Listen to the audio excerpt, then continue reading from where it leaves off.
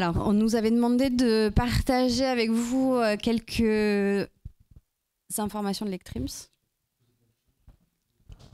Bah, c'est pour ramasser mes diapos. Donc, on a sélectionné. Donc, on avait remis quelques diapos sur l'ECTRIMS, mais je pense que Bruno vous a déjà tout dit. Et donc, on avait sélectionné 4 thématiques. Je ne suis pas sûre qu'on ait le temps de traiter les 4. Au moins 2, peut-être au moins une thématique chacun. Et puis, ces thématiques, vous pouvez les retrouver. C'est un des webinaires de TSF. Donc, vous les avez aussi en ligne si vous voulez les revoir. Donc, moi, je vais commencer sur les critères diagnostiques. Donc c'était une des nouveautés de l'année 2023, c'est qu'on a enfin des critères diagnostiques pour la MOGAN.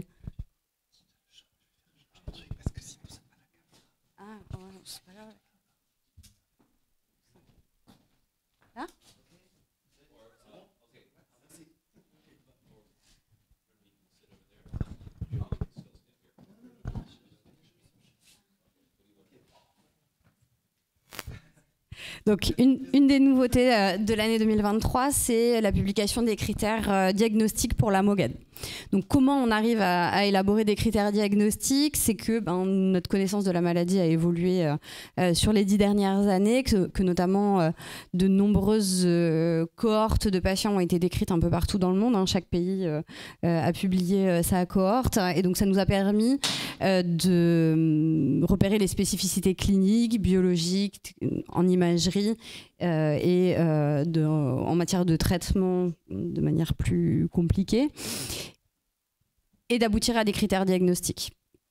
Pourquoi ces critères diagnostiques? Parce que on a besoin de parler tous le même langage et d'homogénéiser la façon dont on fait le diagnostic à l'échelle internationale, notamment pour ce dont on discutera un petit peu plus tard, pour pouvoir proposer des essais thérapeutiques.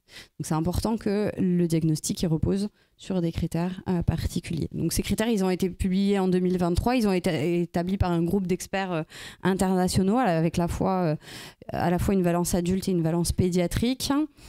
Je vous laisse passer la diapositive suivante. Et donc, ça a donné ces critères-là. Donc, vous voyez qu'il y a plusieurs parties qui sont d'importance différente dans ces critères. La première partie, c'est la clinique, c'est les symptômes, c'est le plus important. On a établi des profils cliniques spécifiques de la maladie. La deuxième chose, c'est le test diagnostique. Donc, on vous a dit qu'on avait identifié des anticorps, ces fameux anticorps anti-MOG qui nous permettent de faire le diagnostic. Et on a un peu effleuré le sujet tout à l'heure, mais il existe plusieurs tests pour tester les anticorps anti-MOG. Ces tests n'ont pas tous la même valeur, ils ne sont pas tous de même qualité.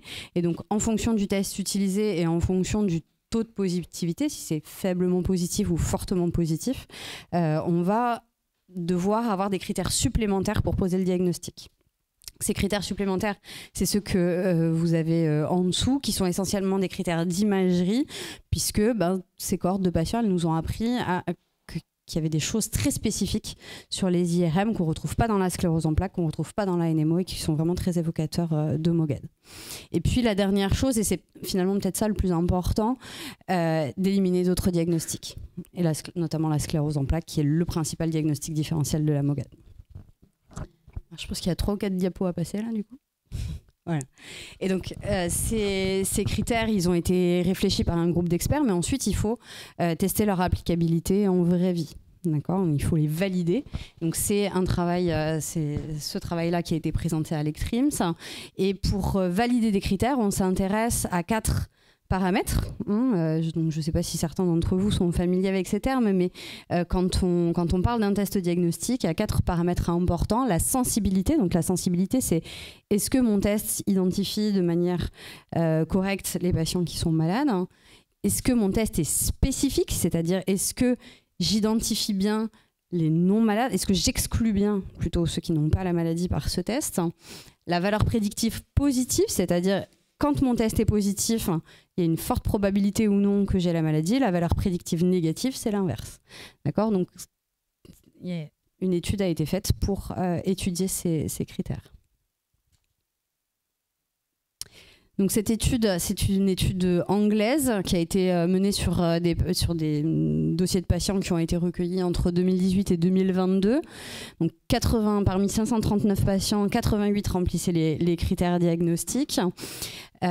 Toutes les données cliniques, les données d'IRM et les tests ont été revus.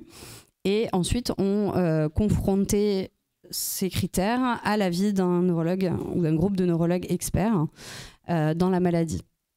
Et donc, ce qu'on voit, c'est que sur ces 88 patients, 83, donc 94% remplissaient les critères diagnostiques et avec une confirmation par un neurologue expert. Donc, c'est des patients qui ont été jugés vrais positifs et seulement 5 finalement étaient des faux positifs. Donc, tout ça, ça nous donne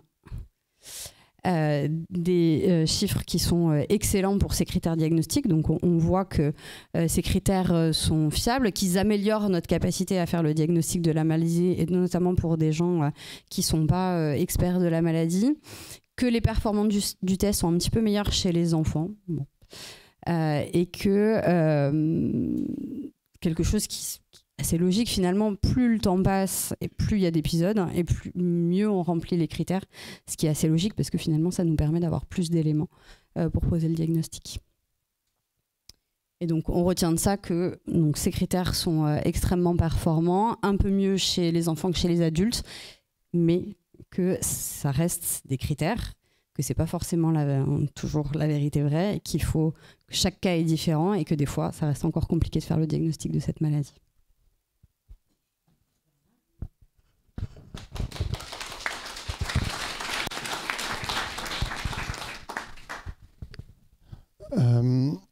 Je suis très hésitant là à vous présenter des slides parce que finalement les chiffres, tout ça, ça vous importe assez peu. Je pense que vous n'êtes pas des experts, des scientifiques hors pair, vous n'êtes pas des experts, des neurologues. Donc je vais faire peut-être le truc avec Capella, on va laisser tomber les slides, ce sera plus simple.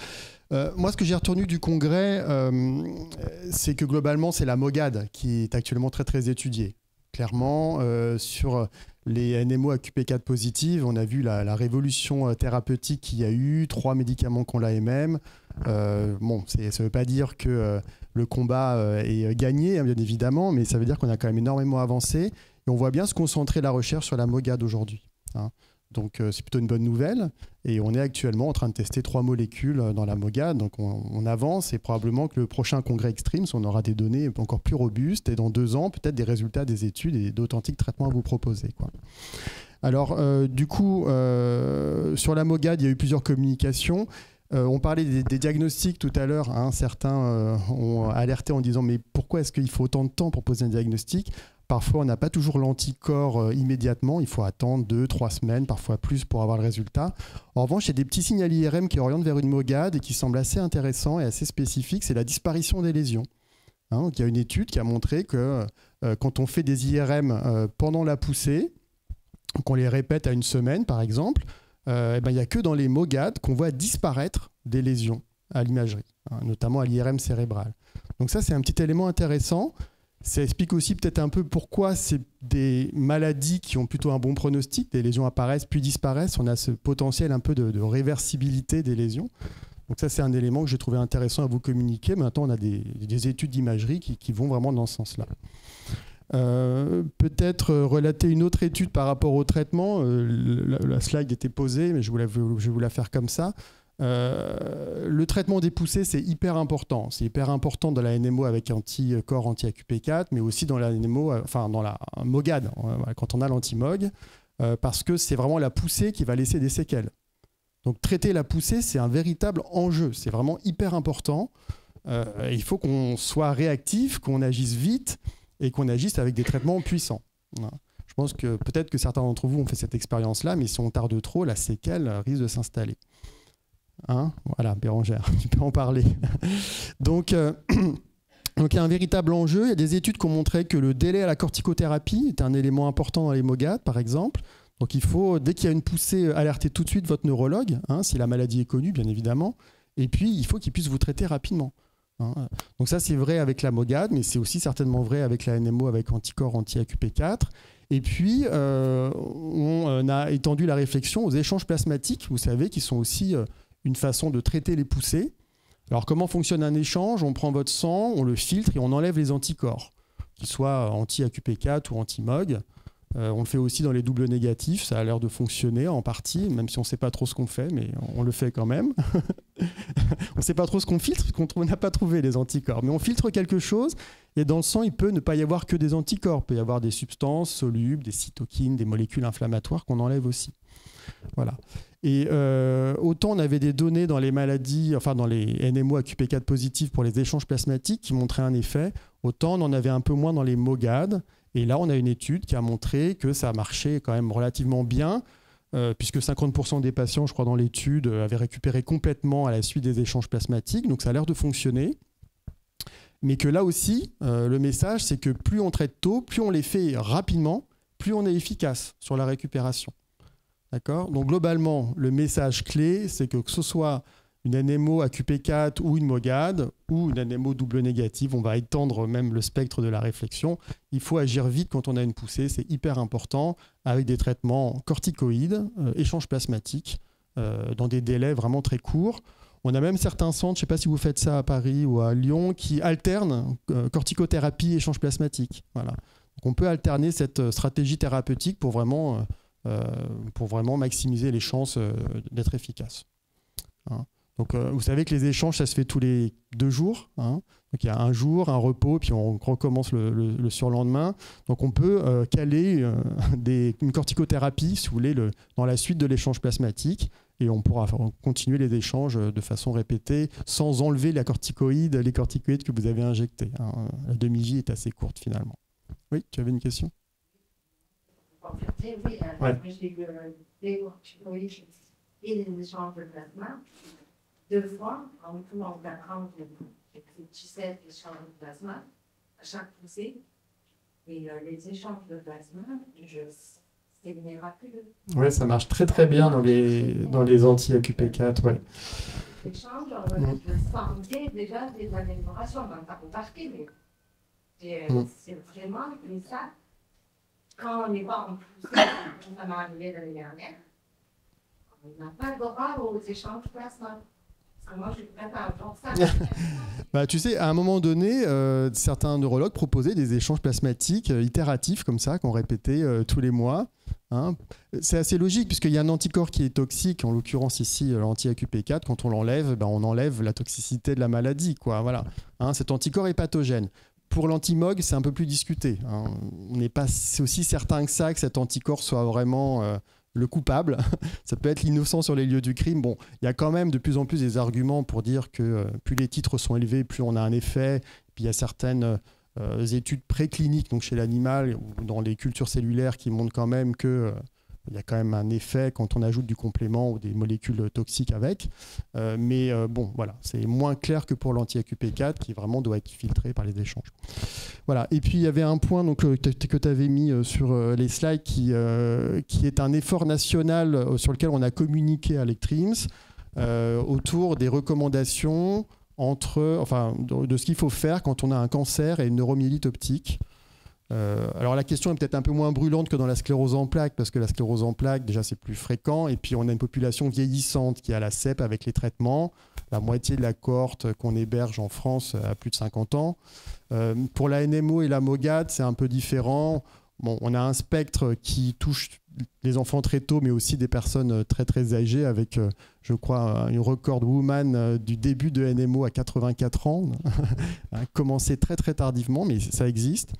Quoi qu'il en soit, quand on a une NMO et un cancer, on peut utiliser, c'est vraiment le message clé, on va peut-être retenir finalement que ça, on peut utiliser les traitements qui sont sur le marché aujourd'hui.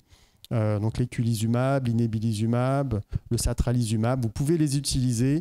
Il n'y a pas d'interaction démontrée en tout cas, et même conceptuellement possible, imaginée avec le cancer et les traitements du cancer.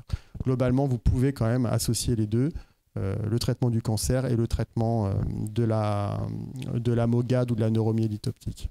D'accord ? Donc c'est des messages assez rassurants sur la NMO. Vous pouvez avoir un cancer, voilà. Vous devez partir le cœur léger, pas de problème. Non, mais ça simplifie la prise en charge parce que bon, c'est des traitements que vous allez avoir à vie quand même, donc Voilà. Et si vous développez une autre pathologie, dont un cancer, en tout cas, ça simplifie un petit peu le discours et le type de prise en charge qu'on peut vous proposer. Et à ce titre-là, on a une réunion nationale qui a lieu tous les mois où on traite des patients qui ont un cancer et une maladie inflammatoire, une sclérose en plaques ou une NMO. Donc les dossiers, quand ils sont compliqués, si votre neurologue s'arrache les cheveux parce qu'il y a des choses comme ça qui ne lui semblent pas si claires que ça, il peut soumettre le dossier à ce type de réunion. Il y a une réunion nationale sur les cas de NMO spécifiquement et une autre sur l'association cancer et maladie. Voilà. Bérangère, tu avais une question ? Ah, vas-y. Trouble cognitif dans la NMO. La désescalade thérapeutique, c'est un truc qui arrive là en ce moment. On nous parle de désescalade thérapeutique, des fois on nous dit non, il ne faut pas, des fois on nous dit il faut. Est-ce que le fait de baisser les traitements peut accélérer la dégradation avec les poussées, etc. Oui. Alors la question de la désescalade, c'est une question qu'on s'est posée. On a mené une enquête et on a fait une étude au niveau national, avec une publication d'ailleurs. Il faudrait qu'on te l'envoie éventuellement. Globalement, ce n'est pas une bonne idée dans la NMO d'arrêter les traitements. De diminuer. Ouais. Alors arrêter ou diminuer, on a montré que ce n'était pas recommandé. C'est une maladie qui reste active. Et même avec le temps, même avec du recul, même quand la maladie est stable depuis plusieurs années, quand tu arrêtes, par exemple si tu as du rituximab, qui est une des molécules les plus efficaces dans la NMO, certains d'entre vous sont traités par ces molécules, tu as 20% de rechute dans l'année, quoi. Alors qu'en plus, on a un effet un peu rémanent du rituximab, qui va couvrir au moins 6, 9 mois, voire 1 an, qui va te protéger de la maladie. Mais malgré ça, tu as quand même un taux de rechute important. Et ce n'est pas encore publié, mais on l'a montré avec les autres traitements aussi. Si tu arrêtes l'Immurel, si tu arrêtes le Cellcept, tu as jusqu'à 30% de rechute dans l'année. Donc, c'est vraiment pas des bonnes options aujourd'hui, en tout cas. On ne peut pas imaginer que la maladie s'éteigne avec l'âge. On aurait aimé. Dans la sclérose en plaques, on a un peu ce raisonnement et on pense que quand même avec l'âge, avec le temps, le système immunitaire devient un peu moins virulent. Mais dans ces maladies-là, malheureusement, non. Et puis je te dis, on a des cas gériatriques de patients qui font un premier épisode à 84 ans. Donc, ouais, c'est pas grave. Bah, si, ça peut être très très grave justement. Et on est bien embêté pour traiter parce qu'on a pas mal d'interactions entre les traitements, le risque infectieux, l'âge, cancer éventuel, etc. Tiens, Julie, je te laisse. Pardon. Ouais, non, juste, je voulais rebondir sur la question de la désescalade parce que c'est vrai que c'est quelque chose de très important. Beaucoup de patients nous en parlent et nous, on est quand même malgré tout, comme disait Nicolas, on est concernés aussi parce qu'on sait que dans la NMO, on introduit les traitements parfois tôt, à 20 ans, 30 ans, parfois même à l'âge pédiatrique, et que si on traite toute la vie, il va y avoir vraiment une exposition au traitement très longue. Donc on est quand même concerné par le problème. On se dit, est-ce que, comme c'est des immunosuppresseurs, le risque infectieux, etc. Donc on est vraiment dans une balance entre cette maladie, alors dans la NMO AQP4, dont on sait qu'elle peut donner des poussées extrêmement sévères, et le risque potentiel infectieux. Alors voilà, donc c'est toujours cette question de balance bénéfice-risque. Donc il y a quand même des études, effectivement. Donc Nicolas a parlé en France, on a regardé dans les dossiers, et là on essaie de voir de façon peut-être un peu plus prospective, donc d'initier dans certains centres une réduction de dose, mais dans des cas extrêmement particuliers, justement, c'est vraiment compliqué, on ne peut pas faire de règles, mais en essayant de sélectionner des patients qui ont déjà été traités depuis très longtemps, qui ont certains paramètres de suivi, de surveillance, pour voir si en ayant une sorte de protocole de désescalade, on va diminuer certains effets secondaires. Mais ça prend du temps, parce qu'encore une fois, on ne peut pas le faire chez tout le monde, on est obligé de sélectionner certaines populations de patients pour prendre le moins de risques possible, bien sûr. Et puis pour prouver cette efficacité, ou en tout cas ce moindre effet secondaire, il faut aussi beaucoup de temps. On ne va pas dire au bout de 6 mois, c'est mieux. On est obligé d'attendre plusieurs années. Donc ça va peut-être nous apporter des réponses. Et l'autre chose que je voulais souligner, c'était par rapport à la MOGAD, parce que c'est vrai que la désescalade dans la MOGAD, c'est encore une autre question assez compliquée pour le coup, parce que comme l'a dit tout à l'heure Julie, déjà après la première poussée, on ne sait pas s'il va y en avoir une suivante déjà. Et une fois qu'il y a une suivante, on met un traitement, mais l'activité de la maladie, elle a l'air d'être assez différente que dans la QP4 ou dans la sclérose en plaques. Il n'y a pas un rythme régulier, il y a peut-être des moments de vie où il y a un peu plus de poussées que d'autres. Voilà. Donc, on a pour habitude de dire qu'on traite 5 ans. et qu'on réévalue justement la balance bénéfice-risque, parce qu'au bout de quelques années, on se pose la question du bénéfice du traitement sur des très longues années. Mais là, ça va être encore à étudier. On n'est pas encore... Mais oui, tout à fait. Ça, c'est vrai que par rapport à quand on a commencé à s'intéresser à la NEMO il y a quelques années, moi, j'avais appris, ça se traite toute la vie, point barre, et ça s'arrêtait là. C'est vrai, c'est ce que tout le monde disait. Et depuis 5 ans, maintenant, on commence à réfléchir. Mais comme l'a dit Nicolas, il faut être très prudent malgré tout, parce qu'on connaît la sévérité de cette maladie. Puis il y a des choses qu'on n'a pas tout à fait compris encore. Je veux juste compléter pour les MOGAD, par exemple, en pédiatrie. On a pris donc une décision européenne d'arrêter au bout de 2 ans le traitement au long cours, parce que justement, on ne sait pas si on voit qu'au bout de 2 ans, s'il n'y a pas de poussée ou quoi que ce soit. Chez les parents, déjà, on traite en fait lors de la deuxième poussée. Peut-être qu'on changera dans les années qui viennent, mais on ne traite que lorsqu'il y a donc une deuxième poussée. Et puis, au bout de 2 ans, s'il n'y a pas d'activité de la maladie, à la fois sur le plan clinique, c'est-à-dire qu'il n'y a pas de poussée, et l'IRM est stable, on arrête le traitement. C'est vrai que l'enfant, c'est une problématique particulière. On ne veut vraiment pas exposer l'enfant à des traitements trop puissants sur le long terme.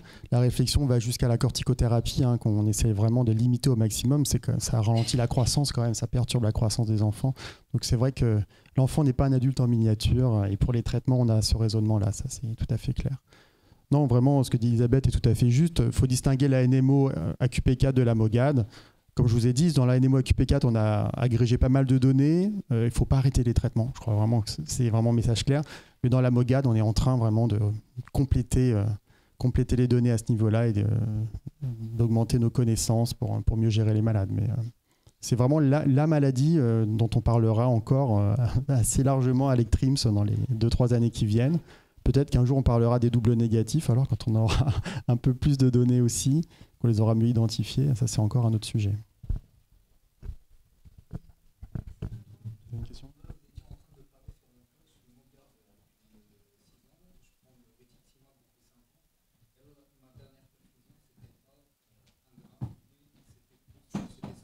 « 500 mg. Alors c'est ce qu'a évoqué le docteur Maillard, justement. Les études en cours actuellement, c'est diminuer plutôt la dose de rituximab. L'idée, c'est de rester sous un même traitement, mais de diminuer un peu la posologie. Parce que pour le moment, de toute façon, dans cette pathologie, on ne sait pas quelle est la dose optimale. Enfin, on le fait par analogie avec ce qu'on faisait dans la NMO AQP4 positif. C'était 1 gramme tous les 6 mois. Donc au début, c'était 2 grammes tous les 6 mois. On est passé à 1 gramme. Là, on commence à se poser la question de 500. Certains espacent aussi un peu les perfusions. Voilà, il y a différentes stratégies qui doivent être évaluées, quoi. On ne sait pas trop ce qu'on fait quand même, malgré tout. Pour le délai entre chaque est-ce que c'est possible dans le futur par exemple, de prendre 500 tous les 6 mois, de passer 500 tous les ans? Est-ce que c'est une possibilité ça, Alors, il faut distinguer la NMO AQP4 de la MOGAD pour le coup, parce que dans la NMO AQP4, il y a un lien direct entre le taux de lymphocyte B mémoire résiduel, donc ce qui reste quand on te dose au bout de 6 mois de traitement, et l'activité de la maladie. C'est-à-dire que si on n'a pas déplété complètement les lymphocytes B mémoire, il y a un surrisque important à ce que la maladie reprenne le dessus. Du coup, si on monitore les lymphocytes B mémoire comme ça, on peut définir une durée d'efficacité du traitement qui peut aller jusqu'à 9 mois, voire parfois 1 an, suivant les patients. Et à ce moment-là, on perfuse tous les 9 mois ou tous les ans les patients. On a un marqueur biologique. Pour la MOGAD, ce n'est pas si clair. Et notamment, des études ont clairement montré que quand on avait 0 lymphocyte B sous anti-CD20, sous rituximab, et qu'on avait une MOGAD, on avait quand même une probabilité pas négligeable de faire des poussées, quoi. Donc, ce n'est pas du tout corrélé, en fait. Ce n'est pas du tout corrélé. Voilà. Est-ce que le rituximab est le bon traitement des MOGAD? C'est très discuté. On le donne et ça fonctionne chez certains patients. Après, on s'oriente plutôt vers d'autres types de thérapeutiques aujourd'hui, notamment les immunoglobulines, dont on a parlé tout à l'heure, qui peuvent être utilisées. Et puis, on a d'autres options aussi. Ouais. Mais bon, on continue à l'utiliser assez régulièrement quand même.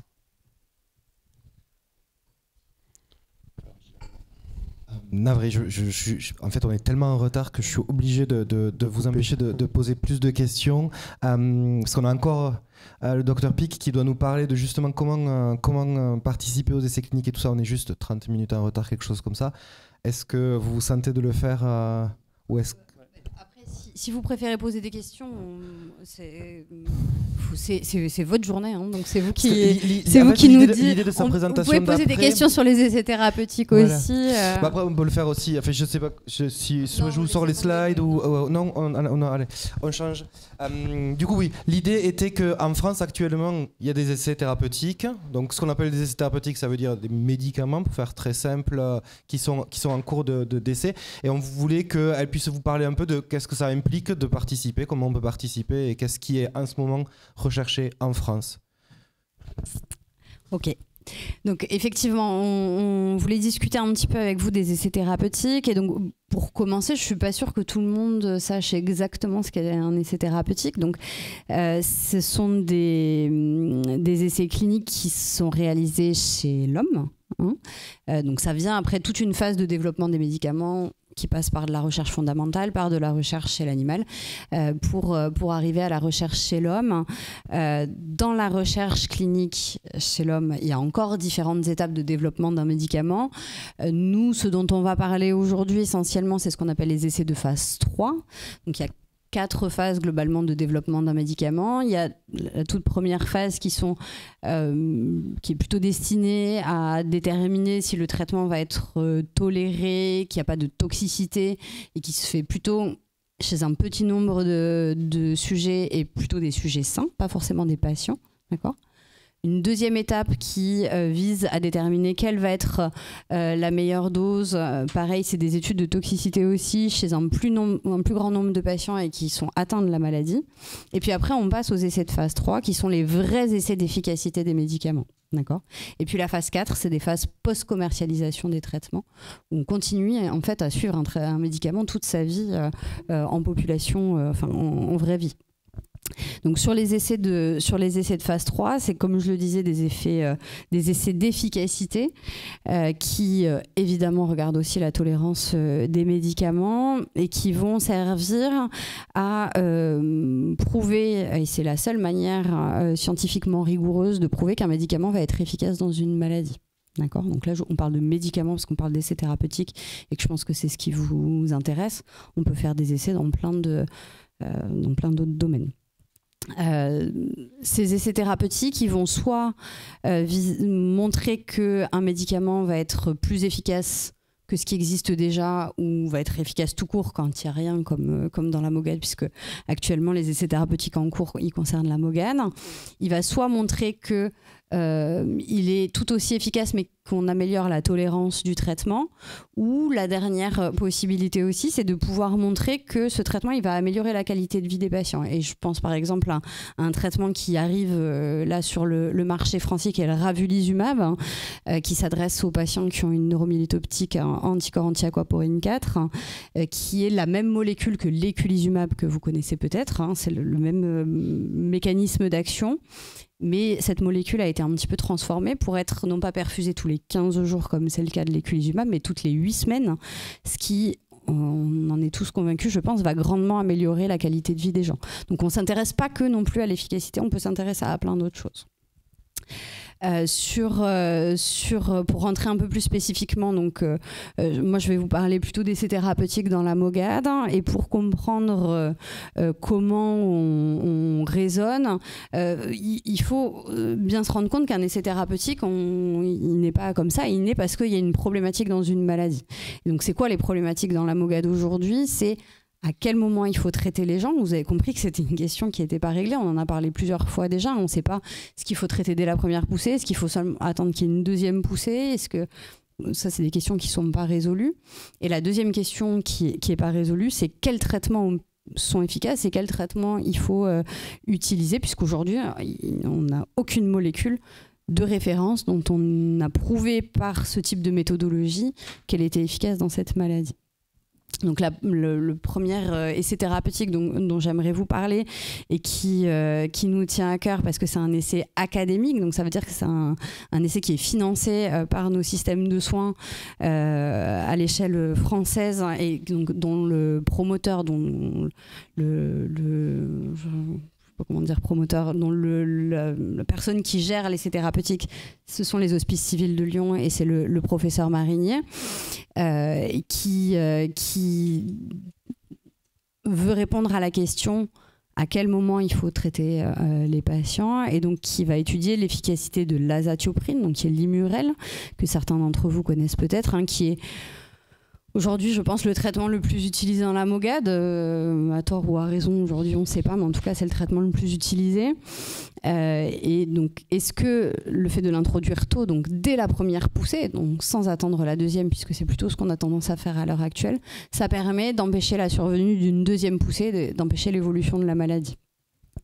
Donc on attend 126 patients dans cet essai, hein. Ça va être fait dans 15 centres en France, donc avec une bonne couverture du territoire. Tout le monde aura accès à un centre qui pratique cet essai thérapeutique. Donc il s'adresse vraiment aux gens qui ont fait une seule poussée, qui sont au début de leur maladie, après le diagnostic. Ensuite, il y a 2 autres essais thérapeutiques en cours, qui sont des essais académiques, donc des essais industriels, donc faits par l'industrie pharmaceutique, et qui là s'adressent à une situation qui est un petit peu plus cadrée, on va dire, où il y a un consensus, c'est-à-dire des gens qui ont présenté au moins 2 poussées de la maladie, dont on a déjà prouvé que la maladie était à rechute. Puisqu'aujourd'hui, il y a un consensus qui est international pour dire que après 2 épisodes, on a quand même plutôt envie de traiter la maladie, ce qui n'est pas le cas pour la première poussée. Et donc, ces essais, donc il y a deux molécules à l'essai actuellement, alors qui ont des noms un petit peu barbares, parce qu'ils n'ont pas encore des noms commerciaux, puisque ce sont des nouveaux médicaments, donc le rosanolixizumab, et le satralizumab. Alors le satralizumab, il existe déjà, vous le connaissez peut-être, c'est l'Enspring. Il existe, il est actuellement commercialisé dans la NMO AQP4, et on a l'impression qu'il est aussi très intéressant dans la MOGAD.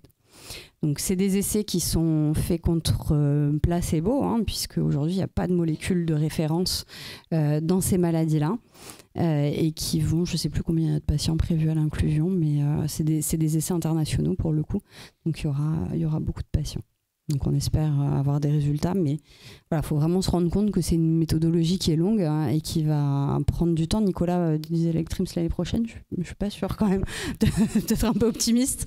Bon, il va falloir quelques années pour avoir des nouvelles de ces études. Qu'est-ce que je voulais vous dire d'autre? Comment participer à une étude? Je pense que c'était une des questions à laquelle vous vouliez qu'on réponde. Alors, souvent, les essais thérapeutiques, ils vous sont proposés par votre médecin.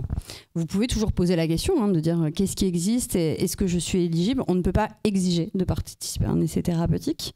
Première chose.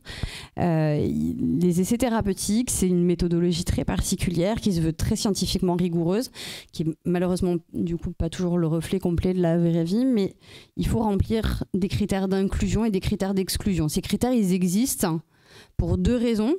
Et la principale, c'est pour protéger les patients, pour empêcher qu'on puisse faire ces essais chez des gens qui pourraient avoir une contre-indication ou quelque chose qui pourrait rendre le médicament dangereux. Donc, quand on vous refuse un essai thérapeutique, c'est pas parce qu'on n'a pas envie que vous y participiez, c'est parce qu'il y a des règles, et ces règles, il faut les respecter pour assurer votre sécurité. Et la deuxième chose, c'est que ça s'adresse à une population particulière, parce qu'on répond à une question particulière, et que si on est à côté, ça sert à rien de participer à l'étude. Donc, pas hésiter à solliciter votre médecin, votre neurologue en disant qu'est-ce qui existe actuellement. Bon, là, je vous ai dit ce qui existe, hein, ces 3 essais qui sont en cours. Mais voilà, il faut avoir conscience que tout le monde ne peut pas rentrer dans un essai thérapeutique. Il y a des critères qui sont assez stricts, et qui sont importants à respecter avant tout pour votre sécurité. Donc ensuite, on vous explique l'étude, hein, donc on vous donne des informations générales sur le déroulé, le suivi, comment ça va se passer, le traitement, puis des informations un peu plus personnalisées. Donc qu'est-ce que, dans votre situation à vous, le fait de participer à cet essai va vous apporter en termes de bénéfices? Quels sont les risques généraux et pour vous en particulier? Et cette information, elle est à la fois orale et à la fois écrite. On vous remet des documents d'information. Ensuite, on vous laisse le temps de réfléchir à tout ça, et ensuite vous devez consentir à participer à l'étude, hein. Donc c'est très très réglementé, la recherche clinique en France, et donc ce consentement, il est écrit, et il s'appuie sur toutes les informations qu'on vous aura données à l'oral et à l'écrit. Je ne sais pas si vous vouliez rajouter des choses. Allez-y, alors je vais refaire circuler le micro si vous voulez poser des questions spécifiques du coup sur les essais cliniques en cours ou la participation aux essais cliniques.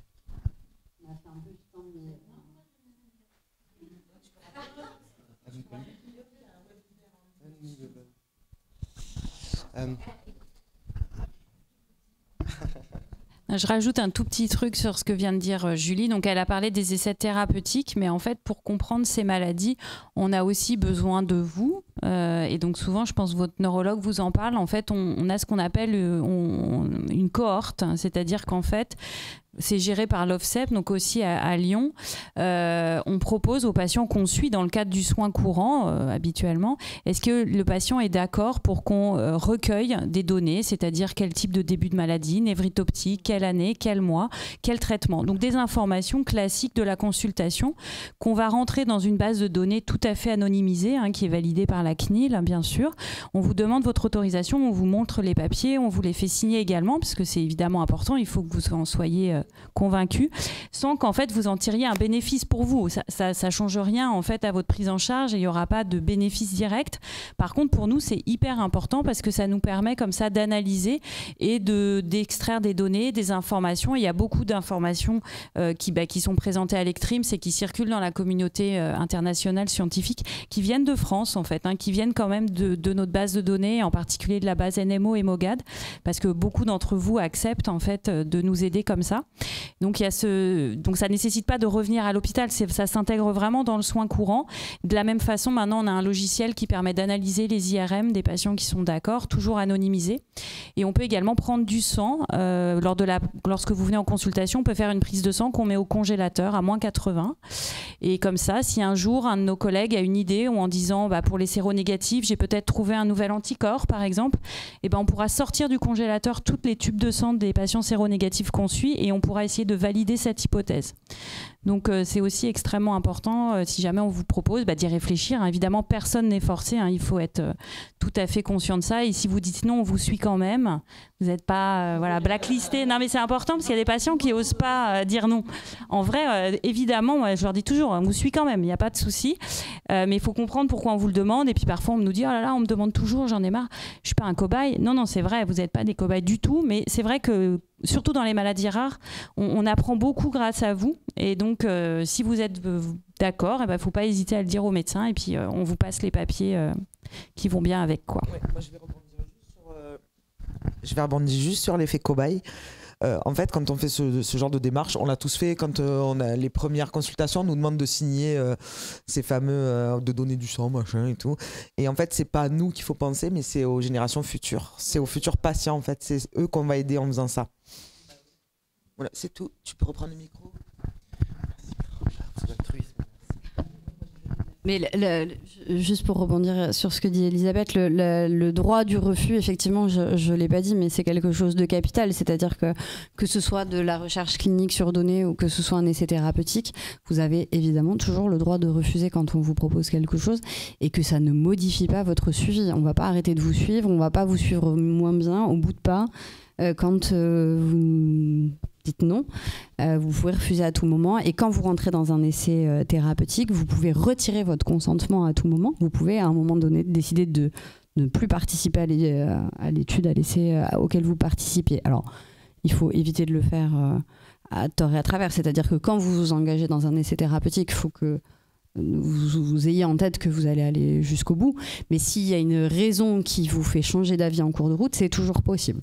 Et de la même façon, votre neurologue qui vous suit dans l'essai peut aussi décider que vous arrêtez de participer à cette étude pour des raisons diverses et variées, pour votre sécurité. Si on estime qu'à un moment donné, l'essai thérapeutique, il est plus fait pour vous ou il vous met dans une situation d'insécurité, on peut l'arrêter.